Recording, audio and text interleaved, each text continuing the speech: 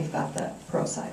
Thank you, and thank you for the opportunity to talk about the research of the impact of the minimum wage on jobs. One thing you may not know about the CBO report is that when they came up with the number of 500,000, it's really a range. It's really between 0 and 1 million jobs lost or something like that.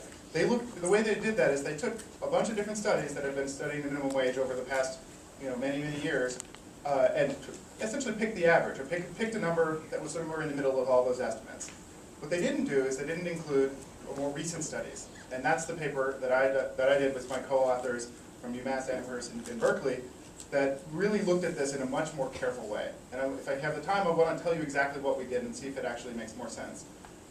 Instead of comparing states that have high minimum wages, say in the Northeast or Northwest, to states that have low minimum wages and looking what happens to employment, we looked at counties that straddle a state line where the minimum wage changed.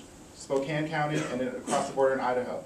We looked at every minimum wage change over the last 16 years across the entire country in these case comparisons.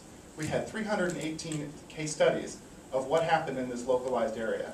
And when we do that, wages went up, employment was statistically significant, or statistically indistinguishable from zero. That part was not in the CBO study. If you had included our study in that report, the estimate would have been much lower, which would lead us to a conclusion of all the benefits that Sarah Jane mentioned would be there, but the downside would be much smaller. And I think you want to get a few words in, Tim.